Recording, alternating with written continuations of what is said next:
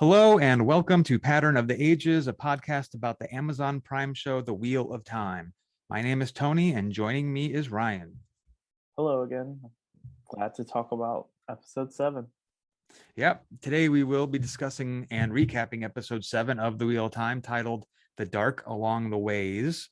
Please note there will be spoilers for episodes 1 through 7, so if you haven't watched yet, you may want to pause this and come back later. However, we will be avoiding spoilers for all of the future episodes. We like to start off the podcast with our recap, and then we follow that up with some general thoughts. So with that said, let's jump right into the recap. Yeah, so this episode's directed by Kieran Donnelly and written by Rafe Judkins. And our cold open is sort of a battle in the hills of the mountains by Dragon Mount. Yeah, this one was pretty good. Yeah, and it's got this Aiel fighting a bunch of soldiers. And well, you can make that assumption based on her outfit, and also she has red hair. Yeah, just her appearance.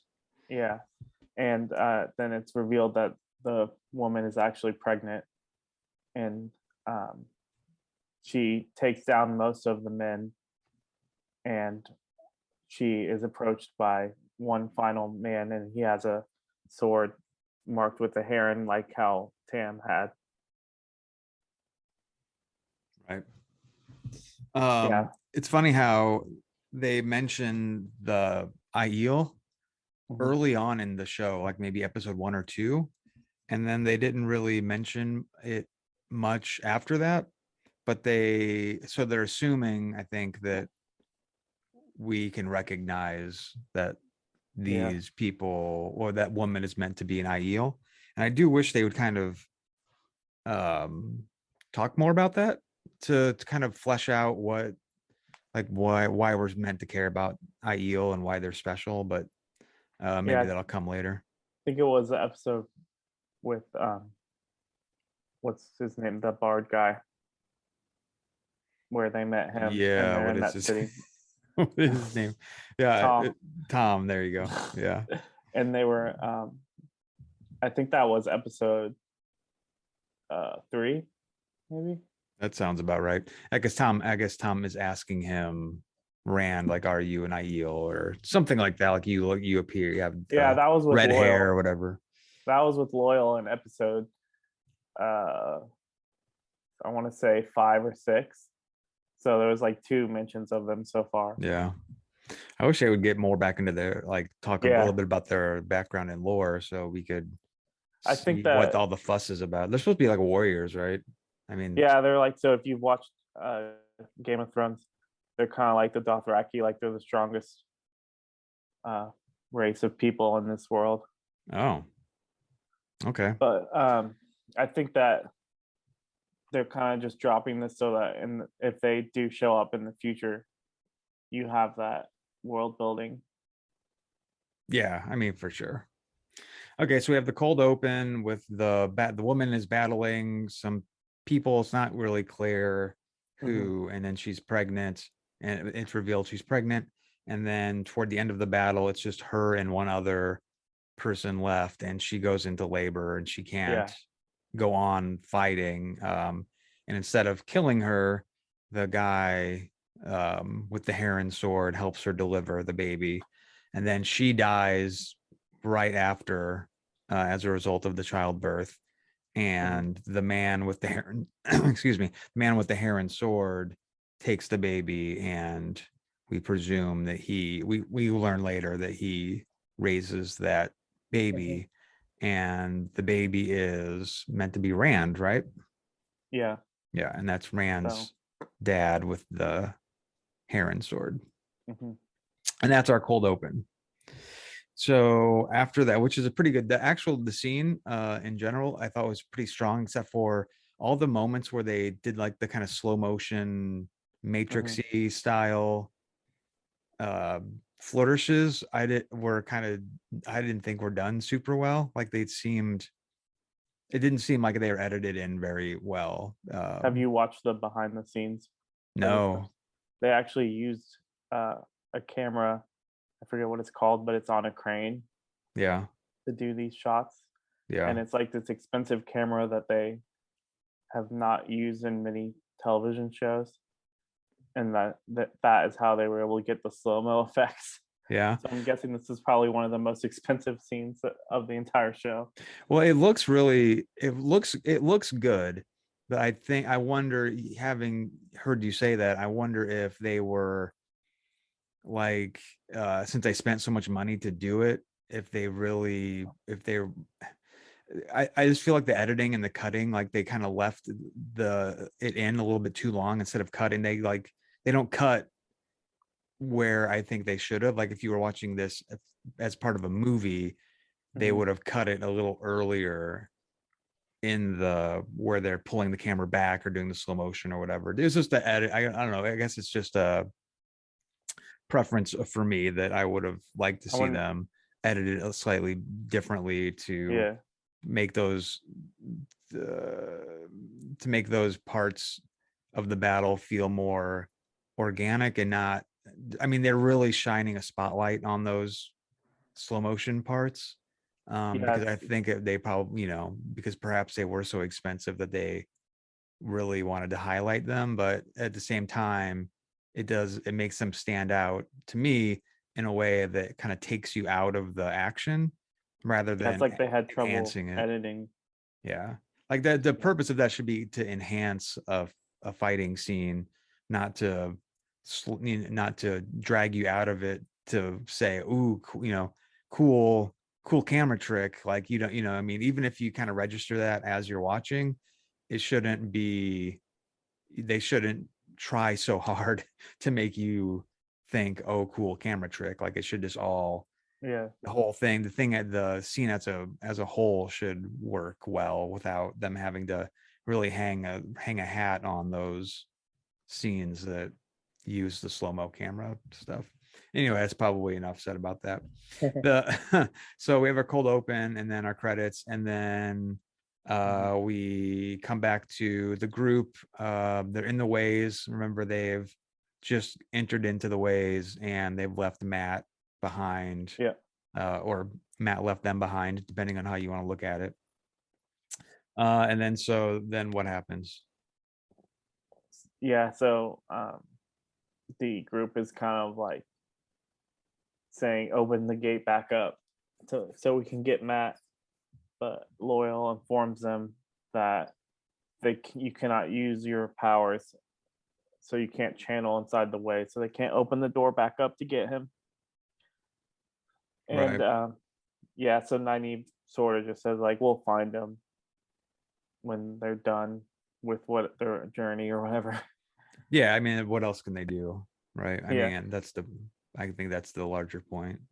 and yeah, and Moraine says like it's a good thing because if he's a dragon, he'd probably go evil. Right. Which is like a weird, yeah. I mean, if Moraine had that suspicion to begin with, why are they bringing him? Like, it seems kind of like, I think they just wrote that for convenience because yeah, I'm sure. he was Because of the originally act. supposed to be with them. Yeah. Because of the whole actor not coming back or didn't show up to film the last few episodes or whatever the Yeah. situation was. But yeah, I mean, I guess, okay, good point, Moraine. Like, it does seem kind of like gaslighting to be like, well, I always had my doubts about him, so maybe it's a good thing he Yeah, maybe she doesn't didn't want to join appear us. that she was wrong. Yeah, I don't something. know. Anyway, so they're in the ways. They can't go back to get Matt. Mhm. And even if they could, Moraine doesn't think it's a good idea. So they're making their way through the ways, and then they find something called a guiding stone. Mhm. Do you know much about these? Is it Yeah, mentioned in the so book? I'm not sure how well they convey this in the episode, but the reason why they brought Loyal with them is because the ways were built by the Ogiers. So he is he has this knowledge of how to guide them through the ways to get to where they're going. And so he's saying that these stones were created by the Ogier as sort of like a guidepost that he can understand. Right. Um, but they notice that it's been destroyed. So Yeah, someone else has been in there. yeah, I don't think they made that point strongly enough in the Yeah. show. Well, because like the last episode was so rushed, you don't even know what they're doing till the last minute of the Yeah. episode. And then this, that they have to do so much in this episode that it's not really made clear why did they even bring this guy. You know? Yeah, they should have done a better job with that. So the waystone is the guiding stone has been Mhm. damaged, and it's damaged enough where to the extent that Loyal can't quite read it Yeah. very well. So this is going to slow them down. Mhm. So Loyal says, it's going to take me some time to try to figure out what this thing says. And then, so they're going to have to wait. Mhm. And then Rand is kind of muttering under his breath. Yeah, it's like a comic relief moment Yeah. because he's so slow in, Yeah. in general. And because Land thinks what, that someone's following, does Land just feel like they're Yeah. being followed, or does he just feel like they just need to hurry in general? I think it's both, but um because the stone is damaged, they obviously know that someone else is in there. Okay, that's a So, good point. Yeah. but well, we'll see what happens. Okay. And then so moving on, this is a part I have a question for you about because Okay. I don't think I noticed this. So Egwin hears some noise, like some whistling and Yeah. noise. And then a Trolloc jumps down and to attacks them. Like I guess jumps up or jumps down. Anyway, jumps to them to jumps to He attack them. enters the Yeah. arena or Yeah. whatever. And they both, Egwin and Rand, kind of panic, and Egwin channels him Uh-huh. away, flings him away, and they run, and then they kind of panic and they run to a nearby waygate. Mhm. And then supposedly we see Padden Fane following them. I can't remember seeing this. Oh yeah, they make it more clear than the previous times. Like that was the whistling that Egwin heard. Okay. I don't know how I missed that, but I definitely don't remember that. Yeah. Okay. So somehow he's gotten through. And so you can kind of connect the dots between this and what happened. And I think the last episode, episode 6, where Moraine was wondering how the Trollocs were able to travel so far across the world without being detected. Yeah. So you can sort of assume now that they're using the ways to get from point A to point B, and that's how they were able to sneak up on the two rivers and attack without anyone realizing they were coming. Yeah, that's kind of one of the big revelations of this scene or these series of scenes is that this is how it kind of reveals this is how the Trollocs and Mhm. the Trollocs and the who are the people with the Trollocs that The looks like fades. Voldemort. Yeah, the Fades are using the ways to travel around, and this kind of solves a mystery that they've been wondering about for a while. Okay, and so we saw Padden Fane, and at this point, is this the point at which they decide that they're not going to try to go directly to the where they were originally going to go, because they're originally going to go to the Dark Uh-huh. Ones route, like In the eye. go directly to the eye, right? Okay. And at this point they decide they're not going to directly go to the eye. Is this the point where they decide Yeah. not to go directly there, instead they're going to go to the other, to what's it called, Faldara? Yeah, basically they Yeah. say like, well, Loyal like can't even figure out what he's doing, and now we have Trollocs attacking us, so they just sort of panic. Yeah, and they just decide to go to Faldara because Loyal knows how to get there. I mean, Uh, is that the I, idea? I think it was just the closest gate. Okay. Well, and also it's not too far away from the eye. Conveniently, yeah. Yeah, I'm So not sure if that was intentional by them or if they just. why didn't they just do that to begin with? Yeah. Okay. It's silly. Okay. So that's when they decide that they're going to go to Faldara because Yeah. it's the closest gate, and conveniently, I guess, Loyal knows how to get there without using a waystone, or the Yeah. waystones that he needs aren't damaged. I don't know. They really just kind of wave their hands around to make this whole thing work. Yeah. I Nope. think that they, when they're running, they just see an exit, Okay. and that's how, and they say, "Oh, this is the gate to Yeah. This whole part I think Faldara." is really sloppy how they It's just rushed. plotted that. Yeah. Okay. And so as they are going through the way gate, Uh huh. So they're right? getting to it at least. Yeah. Well, I'll say so. So okay. So as I recall, this is when the Black Wind comes and it Yeah. puts all those ideas in their head, like all those ideas or whatever into their head, like those It's basically their negative subconscious. thoughts. Yeah. Yeah. And then this is a result of what they're, because they're going through the gate. Is that what causes that this Black Wind to come? No, I think that they're not leaving yet. I think we're trying to open it, and it's just something that exists in the ways that they knew they would run into eventually. Oh, okay. It's kind of like, because the Lord of the Rings comparisons for the series in general. Yeah. It's kind of like they're in Moria and Balrog has arrived, kind of thing. Okay. Like it's just something that is there that they have to deal with. Okay. So it does come and they do deal with it. And Moraine tells them, like, okay, the Black Wind's going to put all these negative thoughts in your head, but just Yeah, don't believe them or whatever.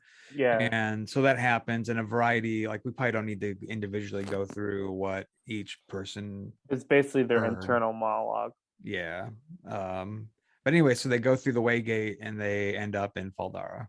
Yeah, but remember, like, they all like sort of channel to get rid of the uh dark black wind. Like Okay, yeah. Nynaeve does like her giant orb ball thing, and Egwin's trying to help, and Moraine and all that. So, which we come back to later at the end of the episode. Yeah, even though they're not supposedly not supposed to channel in the ways. Yeah, well, at the end of the episode, then we see what happened. Yeah. So we'll get to that, I guess. I guess, yeah. Well, don't get ahead of ourselves, I guess. Okay, so they get to Faldara Yeah, and they meet the I don't know I don't know if they're like the king, if he's the king of Faldara or whoever the leader or whatever. They they just call him Lord. okay. So So they meet them, they're met by them, yeah, and Moraine says, or Moraine later reveals that the eye of the world is a day's walk, yeah, which we kind of covered. but they can but they can rest in Faldara, and because the White Tower and Faldara have always been allies. Yeah, And then we find out that Lan is actually from Faldara, and yeah, they call him Daishan. Is that yeah. his actual name then? I can't remember what it means, but it's a title that they have given Oh, him. right. It's the title that means like next in line for, it's like a prince or something, isn't it? Like he's Yeah, next so in line to be the king or the, they explain it later, but yeah. yeah. Yeah. Okay. Okay. And then then why don't you take us through the rest of that part?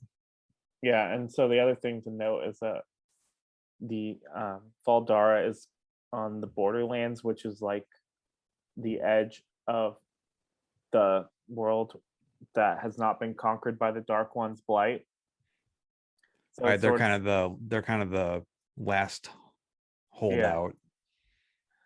Um, so then when they meet with Egelmar, he sort of says that there have been raids and like the Dark One is coming, sort of thing. Like they're fighting it off every night. Right. And Agelmar is the name of the lord Yeah, that of Faldara, the yeah. leader of Faldara. Okay.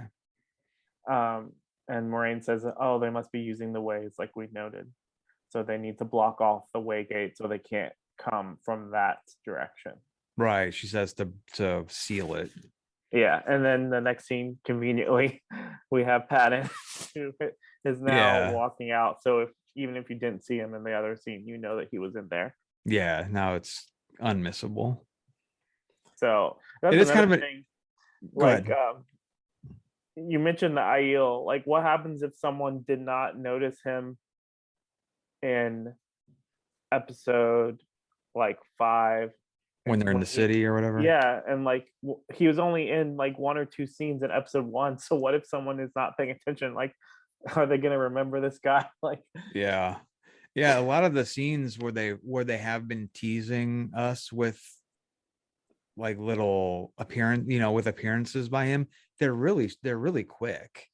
yeah, and I It, feel like it's just like a wink and a nod to someone that read the book. But like, how are you gonna explain this to? yeah. Yeah. I mean, But I mean, oh, obviously he you shows, recognize it. yeah. So I don't want to get too ahead. Like it's Yeah, probably best to talk about um Pat and Fane more when we get to the finale. yeah. Yeah.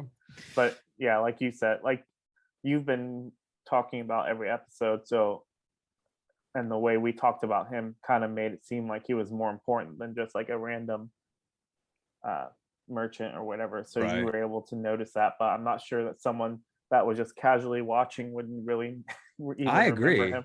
I agree. I agree 100%. Like it's not, I mean, I appreciate what they're doing.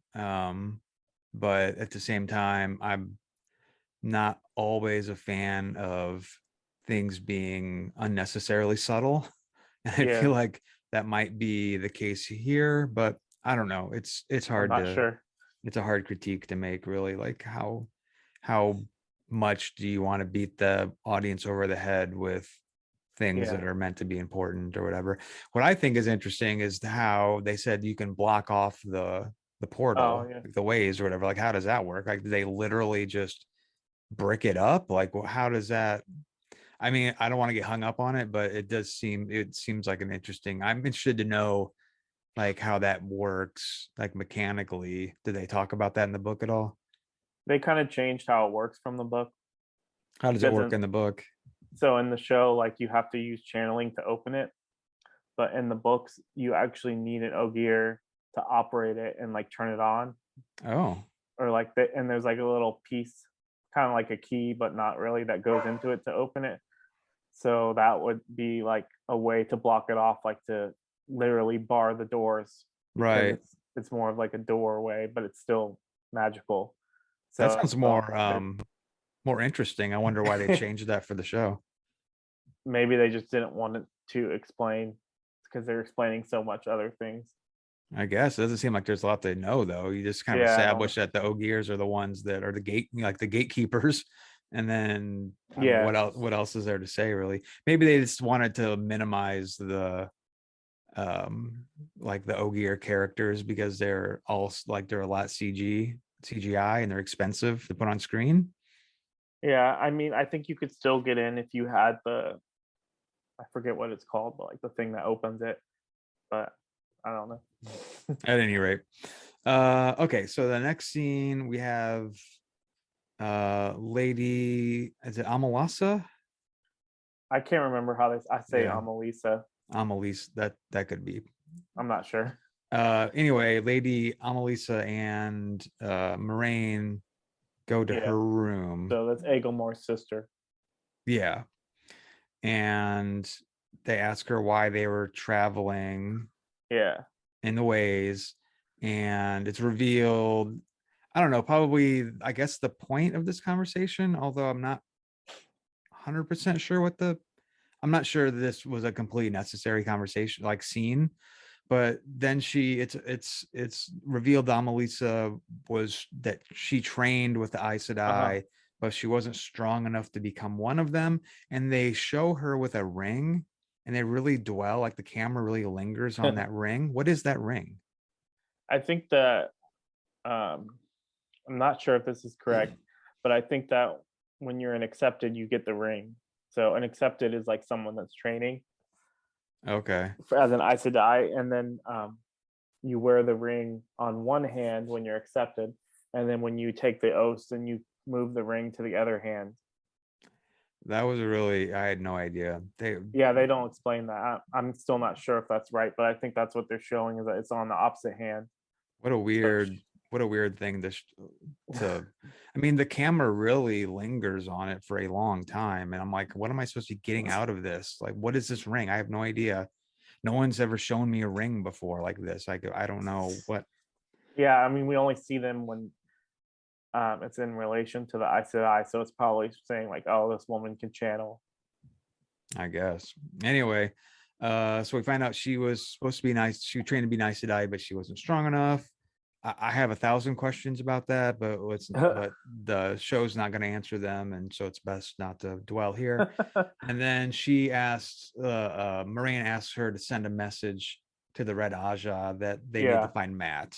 So she's basically saying like, I'm ready to have them kill him. Like, Yeah, I mean that's the subtext, right? Because why the red otherwise? yeah, she could have said, let Megan know because she's Yeah, blue. yeah. Why did you think that Moraine needs her to pass a message, and why isn't she just do it directly? I didn't even think about that. They probably just wanted to have Melissa have some importance, but I'm not sure. I don't get it either. How Okay. would I don't know how they would send a message unless they have like Angriel, like we saw last episode, right? Or was it? Yeah, that was last episode when they, like, if they were able to use a magical object to send a message, but Yeah, I don't. They haven't really established that very well how they can communicate. I mean, maybe they have email. well, I guess technically Angriel could work like email if you were using magic to send the note, Yeah, I don't know. but Anyway, I just didn't. I was like, why can't she do that? Okay. Anyway, next scene we have Perrin, and they're walking. I can't remember. They're walking somewhere, and like the Perrin, city. yeah, the Perrin out of the kind of the side of his eye thinks that he sees Padden Fane, Yeah. and the Which I scene don't is think he was in the scene, was he? Like maybe he was. he was. I rewatched that part. Oh, He okay. is, but it's super quick. Like I mean, it's Like the other times. it's quicker. Like it's probably the least that you know of all of his appearances. This one might have been like the briefest. Um, I mean, I don't think I'm wrong. I watched it. It No, looks I like the believe you. same. It looks like the same actor. Like maybe it Yeah. was a different actor or something, and I just saw what I wanted to see. But I'm Well, like, since he said he saw him, yeah, I'm fairly I'm, sure. yeah, So Perrin says he thinks he saw Padden Fane, and yeah. Nynaeve is like, no, probably not, because we're pretty far away from the Two Rivers, and he died at the Two Rivers. I'm not exactly sure why Nynaeve thinks that he died at the Two Rivers, unless she's just assuming that everyone died at the Two Rivers. But I Well, don't know. so Maybe it's not worth arguing about. are we supposed to assume that she went back before she started tracking them? I don't know. So I'm pretty sure like a good amount of people survived. So she must have went back and So, like so what does that mean? Are we supposed to think that he died and came back? Like that she went back, the Two Rivers saw his body and then left, and now he's risen from the grave? Like, I just don't that's a understand. possibility, but I Oh, don't know. okay. Well, all right. I mean, I don't It's want you I to mean, spoil anything from the books to hear, but maybe they're just trying to put doubt in the, well, I don't even know why they would do that because they obviously show him in the previous scene and it's not a quick cut. So yeah. That whole thing is weird. Like, I don't like, if you think too hard on it, it doesn't make a lot of yeah, sense. Unless she's just wrong. Like, maybe she just said she, that so that she doesn't worry yeah. Aaron. I'm not sure. Yeah, I mean, like I was saying, she's just wrong. In which case, why would the writers put doubt in the mind of the audience in that way? Yeah, It's Maybe weird. it's more likely that she's lying to him Yeah, it's weird. because Or lying, but because why? Just because her motivation is always to protect them. So maybe she thinks that they would be safer if they weren't worried or whatever. uh But I'm not sure. anyway, yeah, it's probably not worth going on about, I guess. Okay, so they're on their way to a bar. Yeah. Egwene and Perrin talk about the way of the leaf with Rand. I don't remember exactly what they say about it though. Yeah. I mean, I think Perrin is still pretty much saying that he thinks it's the way to go, like Yeah. with Oh, their we'll see how that works out. And then Moraine is also there, right? They're in the same. Are they in the same place? They're in the same bar, yeah, right? Yeah, yeah. yeah, They're definitely for at sure. they're Yeah, at a table and yeah, Moraine is like going to the bar. yeah. And she talks to the barkeeper, who's a woman named Min. Uh-huh. And why don't you take us through what happens there? So Min is someone special that Moraine has been keeping an eye on for a long time. And so she has this power to sort of glimpse into someone and see their future. Yeah, So Moraine um, is kind of like saying, "I want you to look at these people at the table with our characters and see which of them is a dragon, pretty much." yeah. I mean, yeah, And so she does it, and you get so like they have an effect where it's like a translucent sort of vision on the faces of our characters. yeah, And so you see Perrin with his powers, and he's all bloody and he's got his yellow eyes. And you see Rand with a baby. yep. I don't know what to make of that, but okay. And then um, for Egwin and Nynaeve, there's like a white flame and like gold and like a halo or like ring around them. Yeah, And so Min says they're all linked together. yeah. I think Um, that's the main takeaway yeah, is that she says they're all linked, and that's weird. yeah, and they also say that her power is like she can see the pattern. So they always talk about like the wheel and the pattern that like dictates what the wheel does, and so she's able to look into that pattern. Right. And then she looks at Moraine, and we don't see what she sees, right? Yeah, they don't But show us. she says Swan will be your downfall. Yeah, which is a weird piece of foreshadowing, I guess, because it seems like it's going to be a while before we get back to the White Tower stuff, but maybe not. Yeah, I mean she's not allowed to go back, so Yeah, but I mean, the show could still yeah.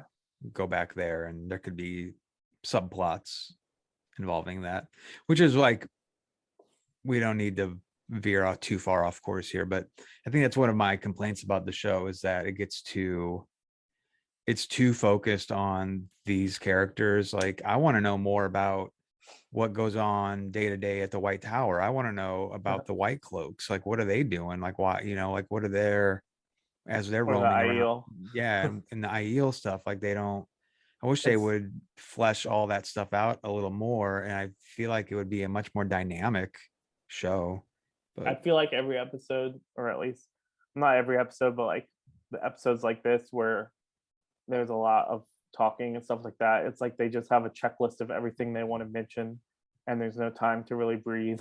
Like, yeah, yeah, I agree. I mean, I don't know what the solution is other than just kind of loosen the show up a little bit so they don't always have to, instead of doing 8 episodes, do 10 episodes and yeah, um write some subplots to keep for at least you can change locations every once in a while so you're not mm-hmm. I think it keeps the narrative more interesting if you're not always in the same location all the time. Okay, so we have all those revelations at the bar. Yeah, Later that night, Rand is talking to Moraine and asks her who Min is. yeah. And Moraine doesn't really have a very good answer. She just says that she's someone who she's known for a long time. And she kind of describes what her power is. And she tells Rand that that she was trying to get Min to tell her which one of them was the dragon, if she could tell. Yeah. And she tells Rand, I don't think for the first time, but she says, reminds Rand, I guess, that when they go to the Eye of the World, whoever goes there that isn't the dragon will die. So, do you believe Moraine that Like, I don't know. I mean, she can't lie, but maybe that's just what she believes. I don't know. right. Yeah. Yeah. Yeah. Without going Yeah, into stuff that happens in the next episode, we probably should just leave it there. But yeah. It I don't seems like know. sort of uh I don't know. I guess because this wasn't an aspect of the book either. Like they made up this whole thing that one of whoever isn't the dragon will die. So I'm Yeah. not really sure And why they added that.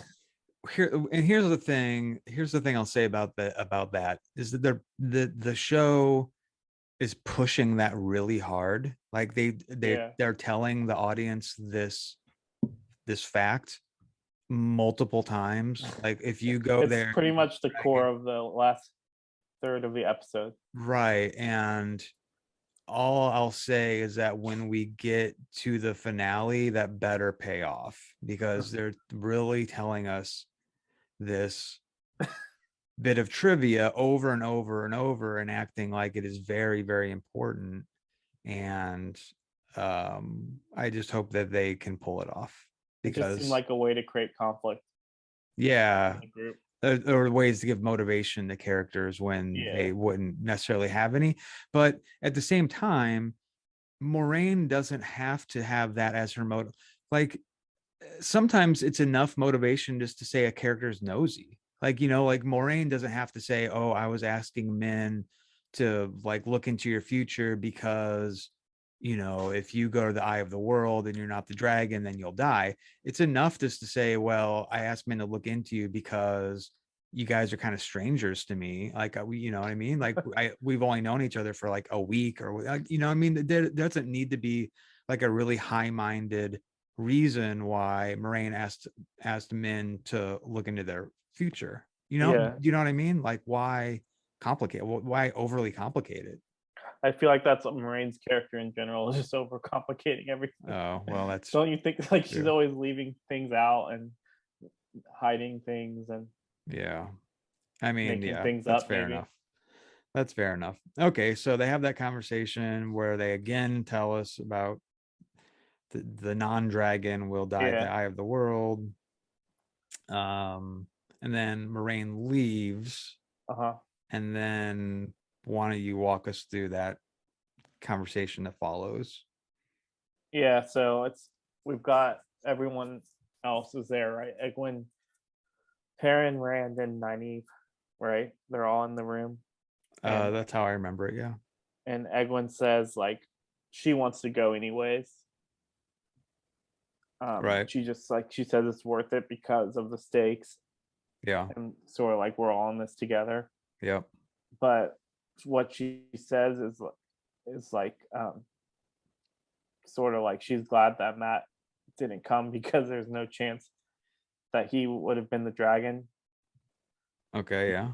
just because of how she views him, Yeah. I And guess. then Rand gets all upset.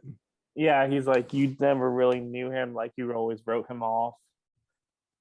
um And it's a really impassioned speech that Rand gives here defending yeah. Matt, which I guess is fair enough, but it feels like an outsized reaction to Egwin just kind of casually saying that Matt probably isn't the dragon. Yeah, I think maybe it has something to do with how, well, two things: how Egwin is sort of pushing away Rand.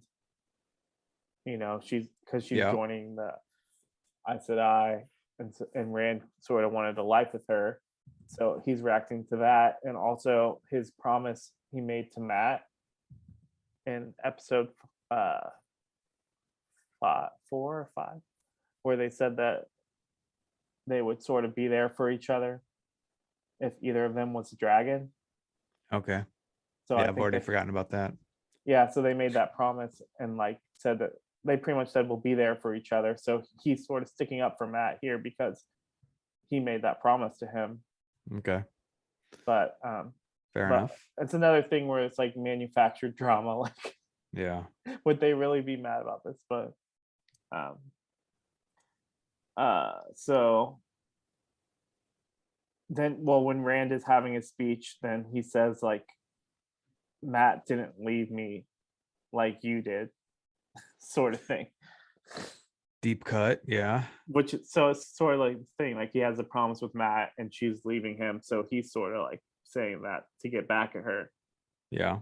And then that's when Perrin sort of puts himself in the middle, He gets all offended. Yeah.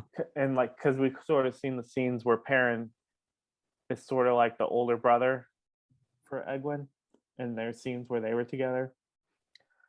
And I think Rand is getting a little defensive because he thinks that there's something more there, right? Yeah. Yeah. But Which I don't so there's like, understand. I really hate that whole subplot with the love triangle they're trying to create between Perrin and Rand and Egwene. yeah, But whatever. and I think it's mostly in Rand's head, like he's Yeah, just that's the being problem. jealous.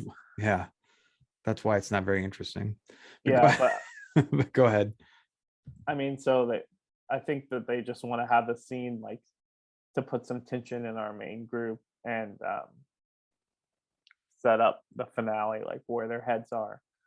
But Nynaeve is sort of like in the middle, and she's like, "Quit it! Like you guys are acting ridiculous," sort of Yeah, thing. she's not wrong.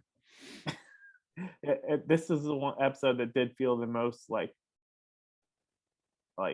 almost like a CW show. Like I know I a was lot of just people, gonna say that. Yeah. because a lot of people make that comparison, and I think that it's not really fair most of the time, like because they say the quality of like the sets and stuff look like the CW. I don't really agree with that, but like the writing here did.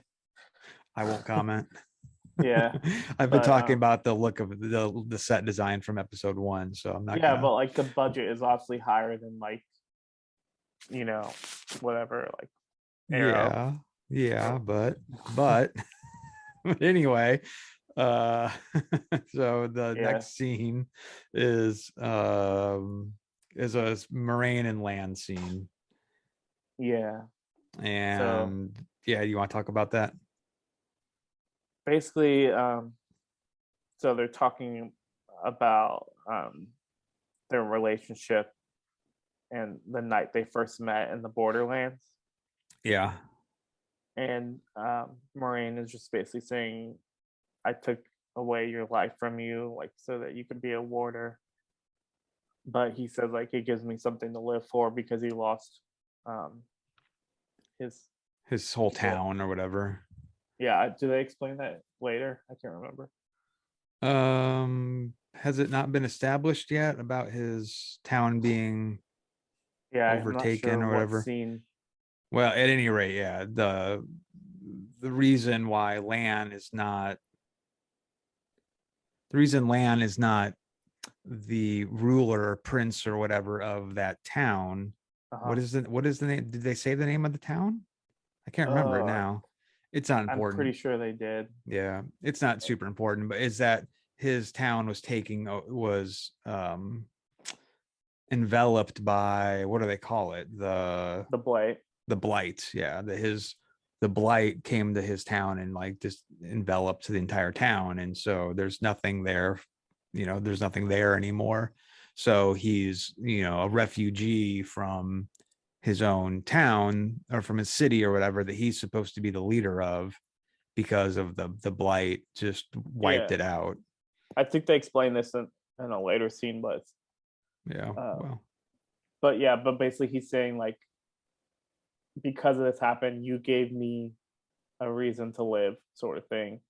Um, and then Moraine's like, well, you have Nynaeve or whatever, like because you found her.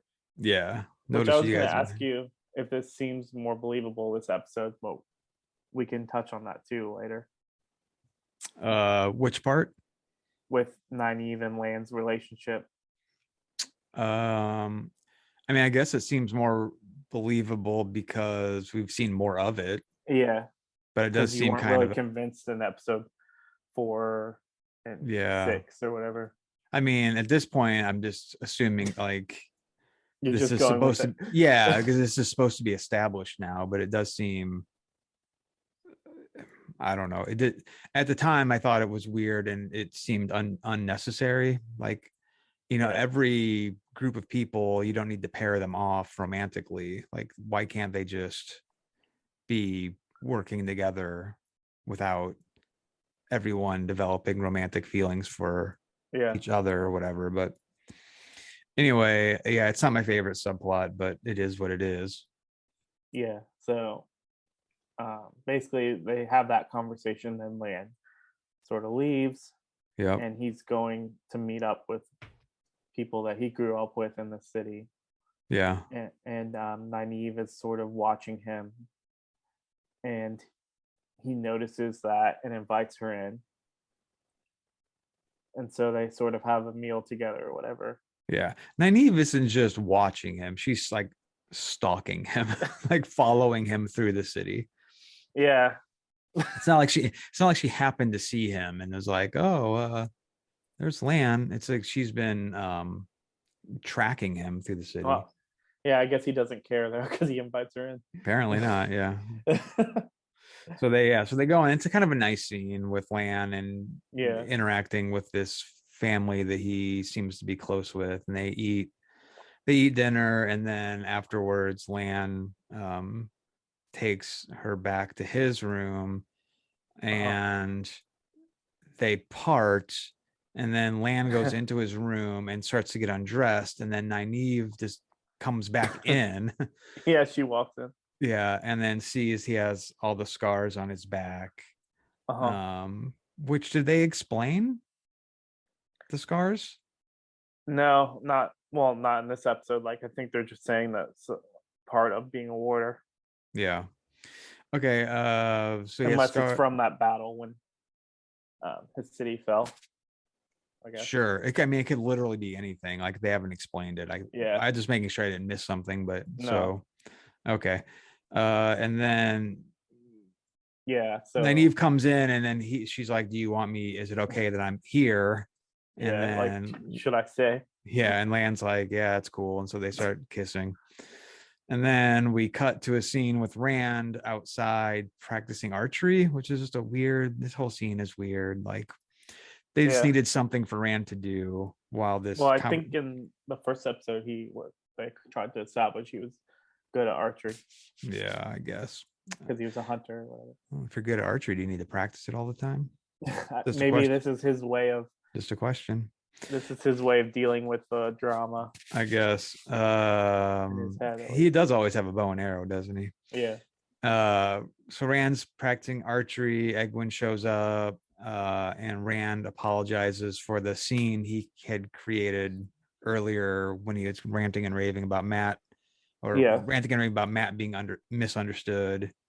Then Egwene tells Rand that there's nothing going on between her and Perrin, which I do not understand for the life of me what this is even about. Like, the show has shown it. Has the show given us anything to believe that there's something between Egwene and Perrin? Like, I just feel I like mean, the this. only thing you get is like in episode 3, like when they're together, he's just taking care of her, but Whole thing seems weird, like just kind of sloppy. So she says there's nothing between me and Perrin, and she's more upset with Rand because she's upset with Rand because Rand is saying that she doesn't care about Matt. And so she's yeah. indignant about this because, according to her, she does care about Matt a lot. So anyway, they talk through it and they make up, and then they re-pledge their faith in each other. Yeah. I mean, basically, it's what it shakes out to be. I think in that scene with the whole group when they had the fight, didn't Perrin say something like, sort of like you always had made, like, you sort of took Egwin for granted, and like you didn't realize that other people could have been interested, like sort of thing. Like that's the only thing I could think of with Perrin. Like,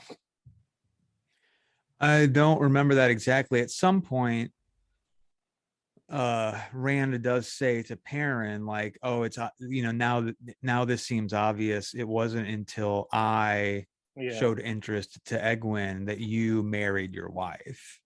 And then Perrin, of course, gets all upset and says, I've never loved anybody but my wife, et cetera, et cetera. I remember that. I remember yeah. that So bit of I'm not really dialogue sure. distinctly. Yeah.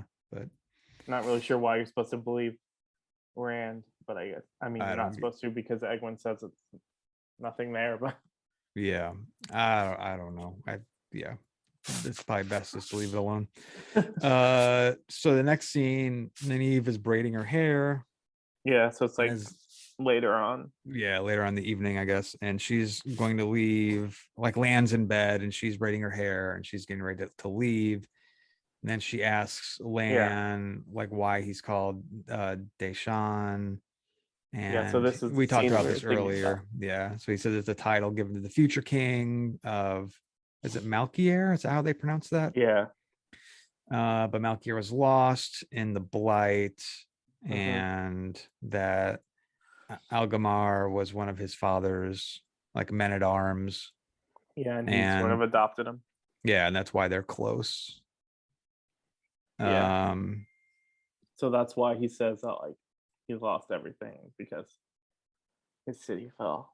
yeah, and he smuggled Lan out and brought him to the Faldara. Yeah, and like the people there respect him as if he was the king.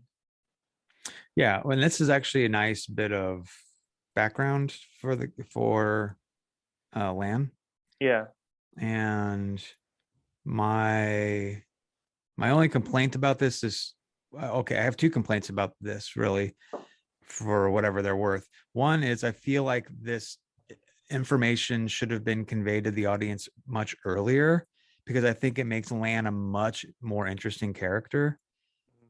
So why hide it until episode 7? Like it's the second, it's the penultimate episode, and so why not make your character as interesting as possible as soon as possible? Um, am Yeah, I I mean, I don't know. It's how they did it in the book, but they could have moved it forward. But I think that for me, like he was still interesting because he's the first warder that you see, and you have that whole relationship. But I could see this. I don't disagree that he is a character with some interesting qualities, but up until now, he's like a very one note character, Yeah, right? He's like a warder who is, he's a warder, that's pledged to Moraine, and that's yeah. it's pretty one note. Like he's just her muscle. Um, so I don't know. Anyway, I just think it makes him a much more interesting character, and I think Yeah. it may have been a better idea to reveal this a little sooner because I think that it makes his character stronger. And Hmm. two, like a lot of this kind of information, like these backgrounds are always done like in these scenes where it's two people talking in a room Hmm. and this sort of information comes out. And I feel like these sort of information dumps are happen in a very unexciting way. Not that, not, I mean, I don't know exactly what the fault here, because, every show has scenes where people are having conversations. Like Hmm. that's what a TV show is mostly. But I just feel like a lot of these conversations where this information comes out they seem pretty samey. Like it's two people in a room talking about a thing, and then the next scene is three people in a room talking about a thing, and then this seems like a series of like not side quests but a series of like side conversations that people are having, and then every once in a while they all get together and have like a main conversation, and then they all go Yeah. back and they all have a bunch of side conversations again. And I just feel like that's okay like that's okay, but you're giving us a lot of that, and I just wish that they could Well, figure out a way to change up that formula a little bit. do you think the reason why is because they're all together again? Like if they were Yeah, separated, then there would be more. yeah, 100%. Like I feel like this show was at its best in like whatever episodes 2 and 3 or whatever, Yeah. when they were all separated from one another after they went to the cursed city and they left the cursed city, and they're all Hmm. separate from one another, and I think that made the show way more dynamic and interesting. And I feel like that's when the show was at its best. But I don't know if everyone thinks that, but that's what I Yeah, I think think. 3 episodes, like 3, 4, and like I guess maybe 5 were the strongest. So Yeah. Anyway, let's not get too sidetracked.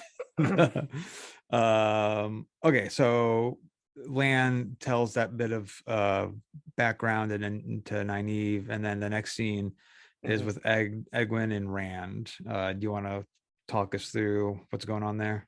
Yeah, so he's sort of like thinking about everything still, and he talks about his father talking about like basically being delirious when he was injured in episode 1.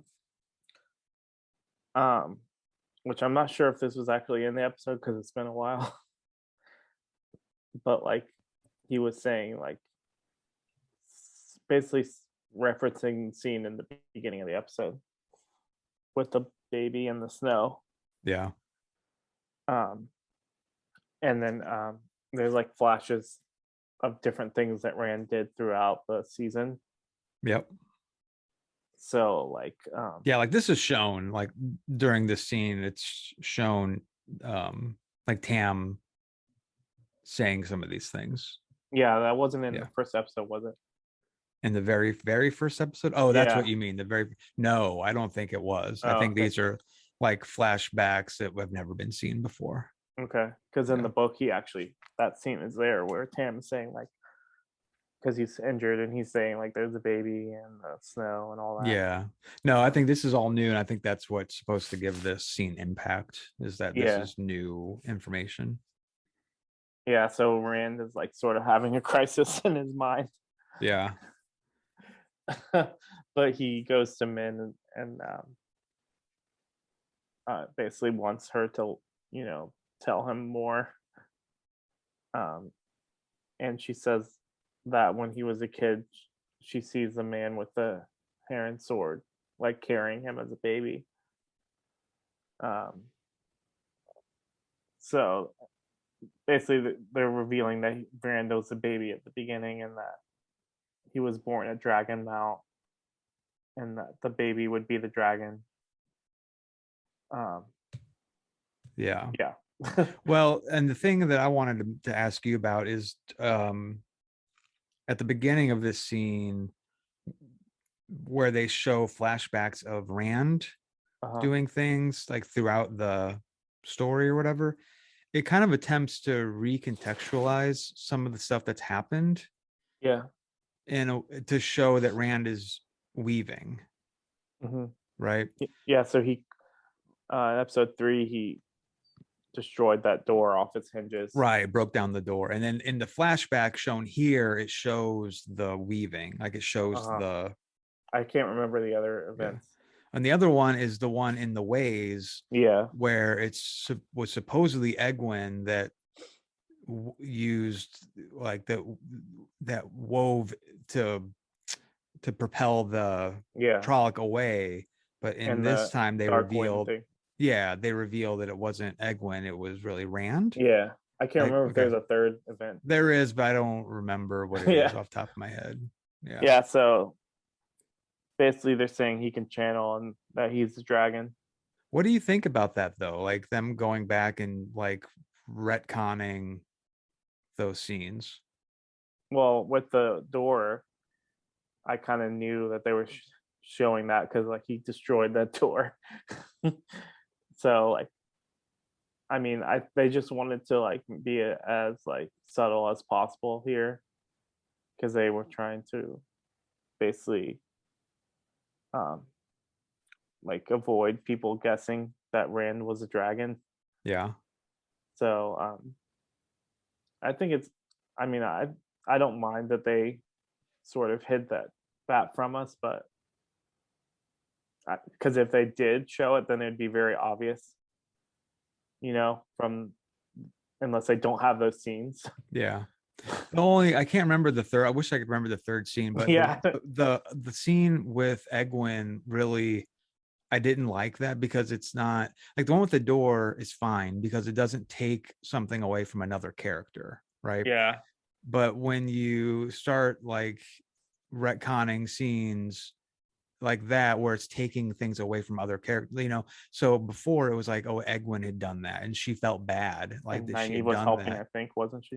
Yeah, Or and no? then and now it's like that wasn't even Egwin, that was Rand. So Egwin didn't do it, which like in the big scheme of things is not a big deal, but I do feel kind of uncomfortable with the idea of them going back through and trying to insinuate that a lot of the stuff that happened, a lot of the weaving that happened, perhaps wasn't done by Uh huh. who they led us to believe did it and instead was Rand.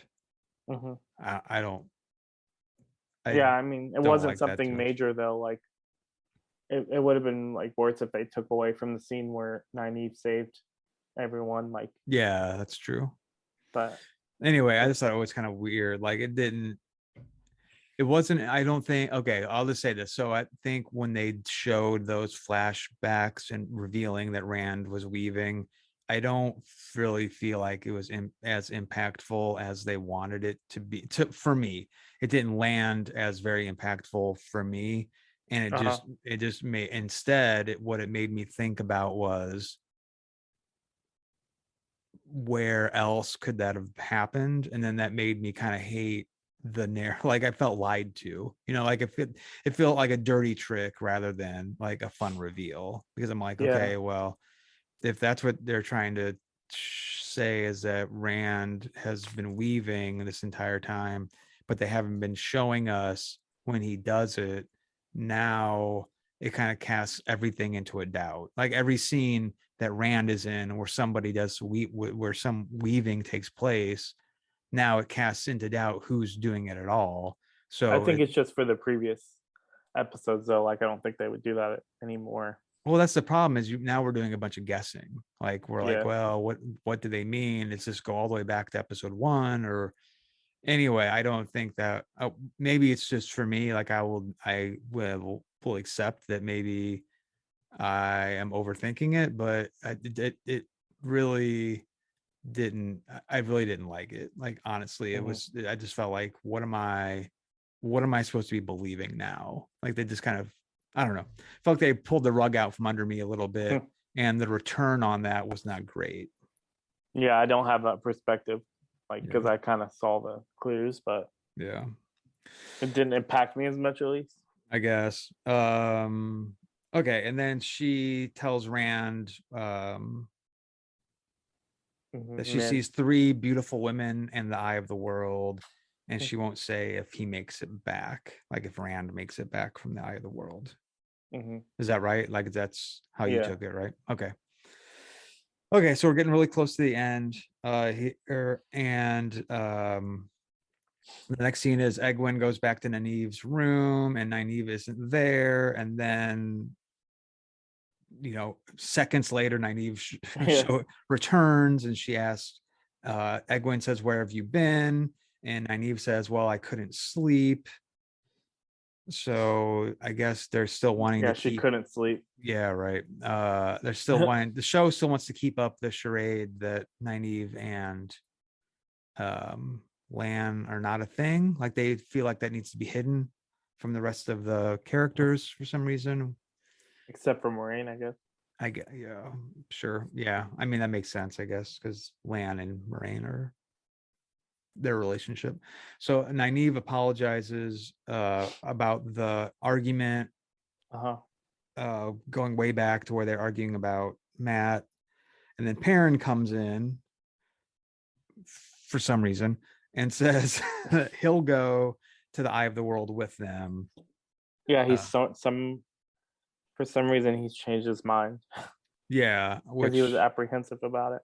yeah, yeah, I don't. Yeah, okay. The this whole plot part of this episode really, I felt like was half-hearted anyway. Like the will they, won't they? Are they all gonna go, or did Moraine scare them off, or you know what I mean? Like, because she's telling them if you're not the dragon, you're gonna die at the Eye of the World, and so I felt like this episode wanted to build some tension around the Uh-huh. idea or the tension around the question of whether or not they would in fact go to the Eye of the World. But one, I don't think they built that tension very well. And two, did anyone have any doubt? Like, this seems like the biggest non question ever. Like, of And you course can they're all probably gonna assume go. that they're not going to die either. Like, Yeah, well, even putting that aside, like, they're gonna go. I mean, who are you kidding? Like, they're all going to go. Let's, and if you're gonna try to build up a bunch of tension around that, you really need to sell it. Like, I didn't feel like they, aside from that one conversation that hmm Perrin had in the bar about the way of the leaf, did anybody have any doubts about any of the other characters at all? Like, they're all gonna yeah, go. I don't Lan know. is going to go because he goes everywhere she does. Moraine goes. Yeah, And Eve will go wherever the kids go. yeah. I Rand mean, is gonna Egwin, go because yeah. Rand is Rand. Or who will go if Egwin goes because he wants to protect her. Yeah, either way. I mean, so like you said, Perrin was the only one. And I Yeah. guess, I mean, L'Oreal, he's not involved. So, No, yeah. The way this show treats Loyal is really odd, and we'll talk about that more when we get yeah, to it the seems like they just added finale. him because he's from the books, but they don't really know what to do yet with him. Well, we'll save that conversation Yeah. for the finale conversation. Okay, so then they're all back in Nynaeve's room, and Perrin Uh comes huh. in and says, I'm gonna go with you after all, which nobody doubted, really. And then they say, oh, where's Rand? And so we flash to Rand, and Rand is in Moraine's room, or Yeah. knocking East in Moraine's room. She opens the door and he goes in, and then we Does he also, say anything, or he just opens, he just goes in everywhere? I think so, yeah. And then the next scene, Oh, I guess he says like it's me to her. yeah, like, yeah, I mean, there's not much dialogue there. He He goes in. just says it's me. So Yeah. and they're sort of tricking you here too because I'm, at least for me, it seemed like this was happening at the same time, but it was Oh, actually flashing back to the evening okay. Yeah, because yeah, they yeah. left hours ago, Yeah. and Yeah. so then it's Okay, revealed right. that they're gone. Yeah. True. The next scene is with Lan. He comes into the room with Egwin and the Yeah, others, and then he tells they, them all Moraine is gone yeah. and she must have left with Rand. So they left like hours ago, but then they switched to that scene previously and make it seem like it's happening at the same time, but it wasn't. Yeah, which, okay. And then it flashes to them going into the blight, and it's basically like, how do you Yeah. describe it? Like it looks like a jungle, almost like a Yeah, dying. like a bunch of tree branches have grown in a small series of domes over everything. Yeah. I mean, I don't So know how else to describe it. and But yeah, so that's our final image. We see Moraine and Rand walking up to the blight, and then Moraine tells Rand, this is what we need to go through. We need to yeah, traverse the blight to get to the Eye of the World. And that's our end. yeah. So what did let's talk about overall thoughts uh-huh. on the episode. I mean, we've probably done a pretty good job of that as we went this time, but Yeah. um overall thoughts. I'm I can't really remember how I felt like before I saw the finale. Like, and obviously we won't talk about that. but Yeah. like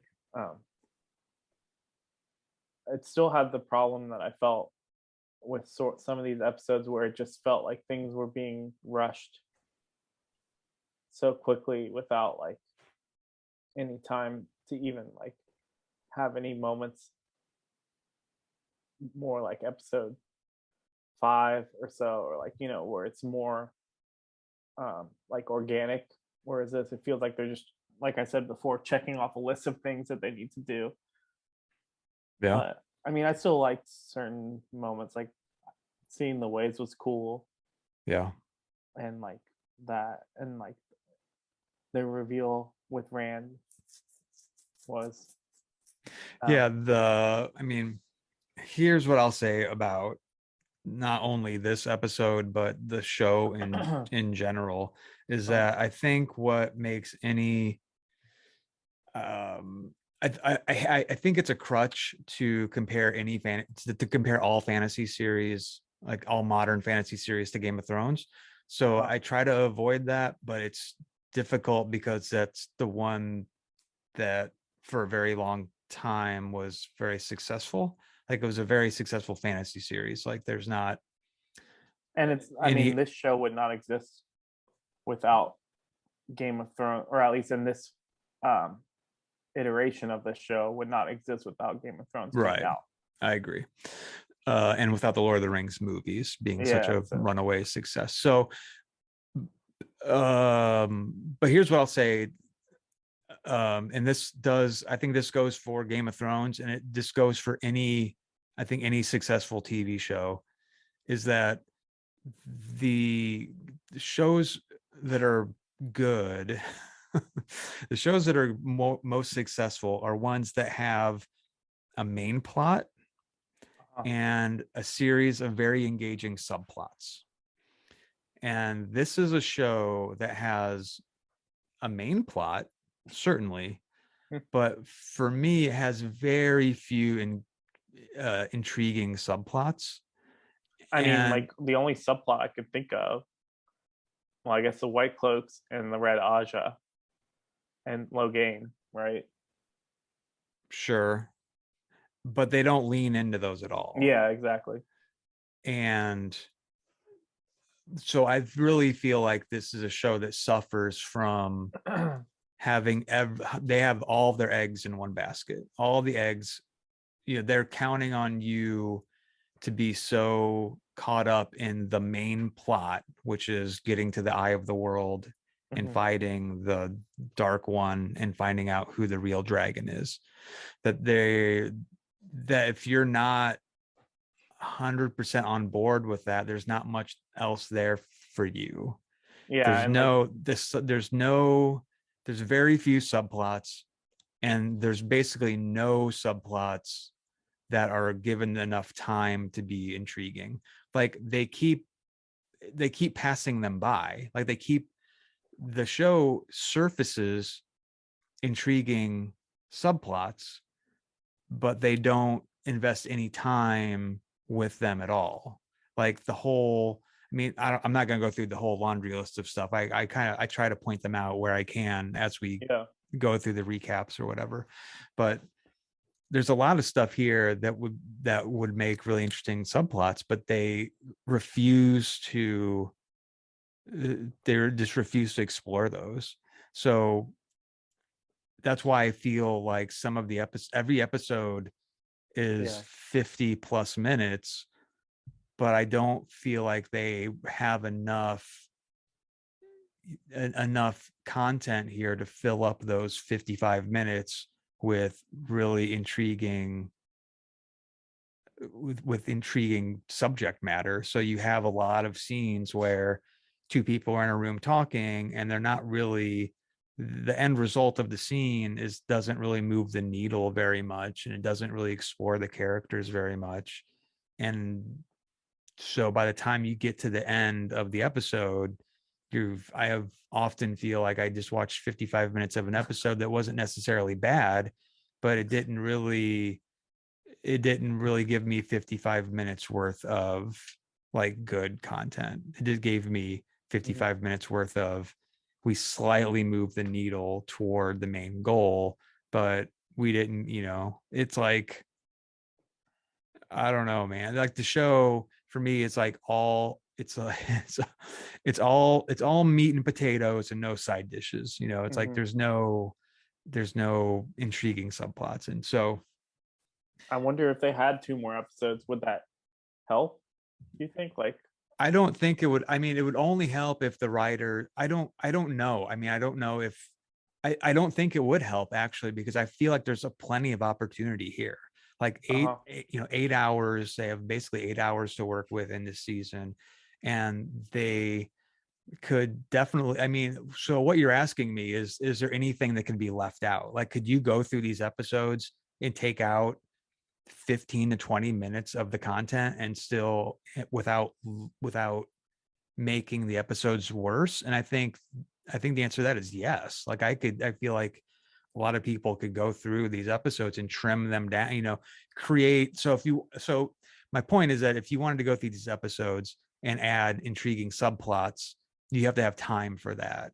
So if your episode is going to be 55 minutes long and you want, say, 15 minutes of subplot stuff, that's got Uh-huh. to come from somewhere. So you have to remove 15 minutes of the other stuff.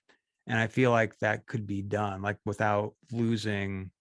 So you're saying if they keep 8 episodes and don't add any additional, they would just trim the fat and add more. I think they could.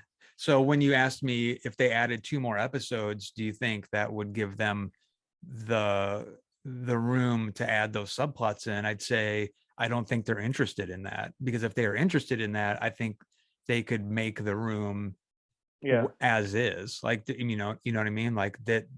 It's not a. I don't feel like it's a matter of they just have so much story to tell they can't insert any like subplots. Well, do you think that's a fault of the writers because they're thinking like, well, oh my gosh, we have 14 books that we need to adapt. Like, let's only like do things that are relevant to the main plot because we want to adapt all 14. Like, Yeah, I understand I understand the question. I think the yeah, I mean, if you're asking me, is it the fault of the writers? yeah, Then the answer is yes. yeah. I I mean, think I they're don't more know. focused on this main arc of the story rather than telling or like making it a compelling episode of a show. Like, you know what I mean? Like, Yeah, I feel like I hate to repeat myself, but yeah, um, I feel like the where this where this show is weakest is that it doesn't have very many compelling subplots, and it doesn't give a lot of room for other characters to yeah, breathe, and it doesn't have any opportunity to switch locations. And mhm, so what this show needs for me, what I would like to see more is more of this, more subplots yeah. involving some of the more peripheral characters. So maybe they had um an arc with Patton, like or I show mean what he's anything been like doing. between me and you, we could probably come up with a Yeah. dozen interesting opportunities for subplot that would really, I think, add like a different flavor to or different vibe to the show that would improve it. So it's not like the material isn't there. It's just the writers have chosen not to Yeah. include that stuff. And I think it makes the series weaker for it. Like if you think back on, like I was saying a while ago, if you look at all of the shows that you really love watching, whether that is Game of Thrones or whether that's Hmm. um whatever, I mean honestly it doesn't matter. Is some of the best stuff is the like the stuff that propels the episodes forward is almost always subplot stuff, Uh-huh. right? Like that's the stuff that as a writer, that's the stuff you use to propel your characters towards the main plot, right? Like the subplot stuff gives context and energy toward building toward the main plot. And so when you remove, when you don't have enough of that, it feels like you've taken a movie and just stretched it out. Hmm. I don't know if that made Yeah. exactly if that made sense, but anyway, yeah. So my overall impressions of this episode are fine. Like it's fine. I don't think my concern is I don't. You want to think that a show gets better as it goes, and I'm not sure that this show is getting better as it goes. And Yeah. when I try to think about why that is, I just keep coming back to there's not enough that the show could really benefit from exploring other characters and events that they just kind of breeze through because they don't Yeah. give a lot Like, of opportunity for any kind of subplot stuff. yeah, I think that the writers just aren't focused on, or they aren't interested in that. Like, and Yeah. so the show is hurting because of that. Yeah, I mean that's exactly how you worded that is exactly right. The writers aren't they just don't seem interested in branching out the story at all. They And just want to tell as much of book one as they can without any, I guess I won't say without any nuance. Like, they just want to keep going and so they can tell book two, book three, all the way. Like, I guess, dude. I mean, I guess that's true. I mean, I don't know. I don't have the context like you do. I've never read the books, so yeah, it could be that the books are just this way, like where it doesn't, where it's the plot is very focused. I think the first book is mainly like that. Yeah, and I shouldn't say the plot is focused. Like plots are focused even with subplots and like ancillary scenes and ancillary characters and whatnot. But at any rate, yeah, I think I probably said enough about it. Yeah, But I did the have one question though. So, do you think that we kind of took for granted episode uh 4, was it, when Stefan had his side plot, like about being a warder, and like, but his whole, because the episode was really focused on him and it didn't really move forward the main plot yeah, I when, would say that was good, and they should do more of that. Like I just feel yeah, like the show misses a lot of opportunity to do. They spent a lot of time establishing the fact that there are a lot of like politics, like backstabbing and politics going on at the White Tower yeah, between the different Ajas. And so why not show us more of that? Like why isn't there multiple scenes every episode for like a subplot involving what's going on at the White Tower? yeah, it was Like sort of they like, showed oh, we went there, let's go to the next thing. yeah, they just forget like they never like let any of those revisit any of that stuff that we see. They just kind of they only you I don't know. And they blew the opportunity with the white cloak stuff is very interesting.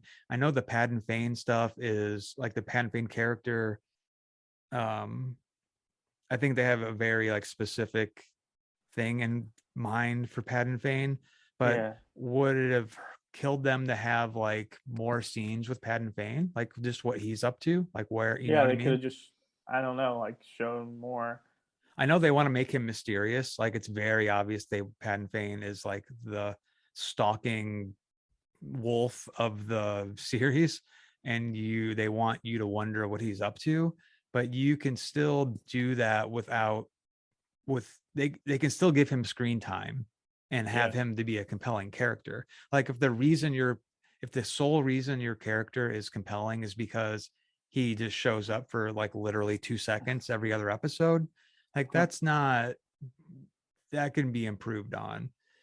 um I don't know, there's just like a million different opportunities where they have come across like interesting stuff and then they never go back to it, and I don't yeah, understand why, and I feel like it would really strengthen the show in general. So it's hard for me like to think about, you know, overall thoughts on an episode because what I it's like the same. I feel like my criticism of every episode seems to be uh-huh. about it's like the same thing.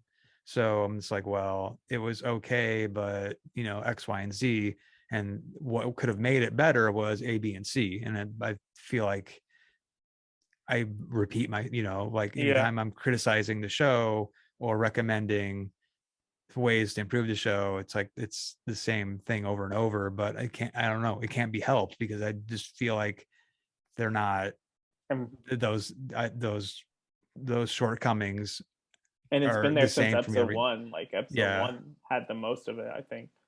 yeah. At any rate, But I still like the show. I mean, I still like the show, yeah. but like I feel like a lot is riding on the finale, and if the finale doesn't deliver, then I think that Yeah. will really kind of like, for better or worse, that's going to decide whether or not I like the show. Like I don't feel like that's a good thing to admit. I think, Yeah. like if I enjoyed the show all the way up till here, even with all the criticisms and shortcomings, then what happens on one episode shouldn't like retroactively make me not enjoy the show. But I'm just telling you now that that might be that could happen. Like if the finale really crushes it, then I think I can maybe overlook some of the shortcomings and Uh-huh. complaints that I've had. And if the finale comes in and it's just kind of wet noodle, then I don't know that I'm going to be able to overlook all the stuff leading up to it, like all the shortcomings leading up to it. Yeah. And you got to think about like outside of this, the context of this show, like we don't know when season 2 of this show will be, and we have the Game of Thrones spinoff and the Lord of the Rings show coming out next year. Yeah, So the Lord of the, or not the Lord of the Rings, but I mean, I don't know about that one, but the Game of Thrones prequel is like comes out in January or February or something. It's getting really close. yeah, so like, will the someone like you that is like a little bit of a typical watcher, How will dare they you? want to come back after they see something? If House of the Dragons or Lord of the Rings do it better, do they want to come back for season 2? Like, Yeah, I don't think it's like an either. It's like I don't think it's like an either or sort of thing. yeah, Like but I like the can, average watcher might, like yeah, someone that is more casual than you. yeah. Maybe for someone that just has room in their media Yeah, diet for only one fantasy series and they have to like pick someone that between just one. But watches the most popular thing. yeah, yeah. I You mean, it's a never good know. point. Yeah. All right, should we leave it there? I think we went pretty long. Yeah. This Yeah. was episode 7 of Pattern of the Ages. Please send us feedback at patternoftheages@gmail.com. That's patternoftheages@gmail.com. And until next time, thank you for listening. See ya.